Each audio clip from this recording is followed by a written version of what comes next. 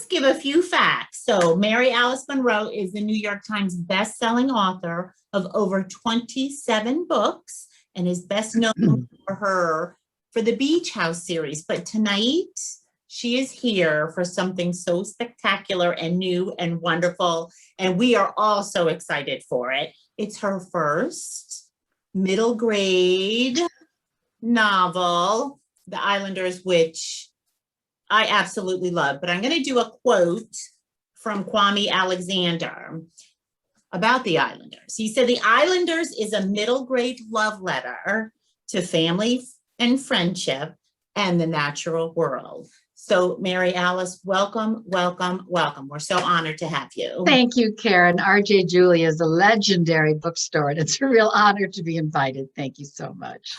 Well, let's just dive in. Why a middle grade novel? Oh, it was something that I'd wanted to write for a while. It was in the back burner. And when I wrote A Low Country Christmas, I'm trying to remember when that was. It must have been 4 years ago, 5 years ago. The protagonist was a 10-year-old boy. And that voice just bubbled out of me. It was so much fun. And I went, ooh, I love this. I got the voice, when you're hitting it.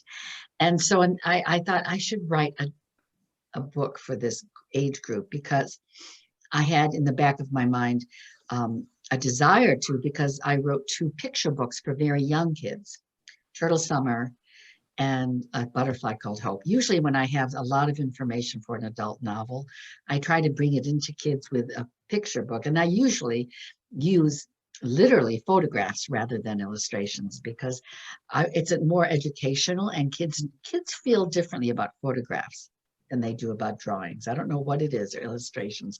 When you show them a picture, they say that's real. So when I talked to these kids in school, I was very aware of the energy of the 8, 9, 10-year-old kids. First of all, they were bigger, better readers. That's number one. But they had such confidence. I can be anything I want to be when I'm going to be a ballerina and a judge. And I'm like, yes, you go. And if I talk to them about plastics in the ocean, or let's clean it up, as opposed to the adult, oh, it's too big, it's too much. So that energy and that sense of can do, I just fell in love with it. And I also loved reading middle grade books. I was a big reader as a child. And some of my favorite books are middle grade. So I harbored all this inside.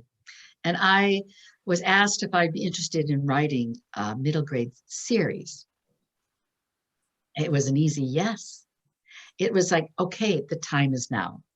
But I'd actually been formulating a story in my mind before that came. And I always say in life that when things happen where this energy or this set of decisions are being made and another set of decisions, and they dovetail, that's the universe speaking. And it was time to write middle grade. So I did. And I'm so thrilled. Well, now I have to, this is a question I was going to ask later, but you kind of touched on it. There's going to be more then. Oh, absolutely. Oh, well, thank goodness. Oh, isn't that lovely? I'm tickled that you said that. The second book is Return to the Island, will be out next summer, and we've already got it outlined. And after that, I have a couple other ideas. Whether it'll continue the series, I think we'll see where we are at the end of that. I know I'll finish what I have to say about the father-son relationship and Honey at the end of the next book. But it doesn't mean that the kids can't have fun. I just don't know, but I might move in another direction. But I will continue to write for middle grade for sure. Oh, well, because you hit it. You just, you really, you just perfectly. But why don't you don't know how I love to hear that. I mean, you can't say it enough, because like I was telling you earlier, I handed that book in with my breath held. It reminded me of when I wrote The Beach House, and that was 20 years ago. And I knew I had written something different than I'd done before. I hadn't read anything quite like it, because I'd set the story against the themes of the loggerhead sea turtle nesting cycle.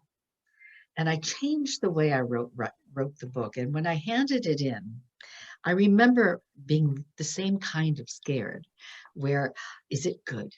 Is it? Is it as good as I think it is?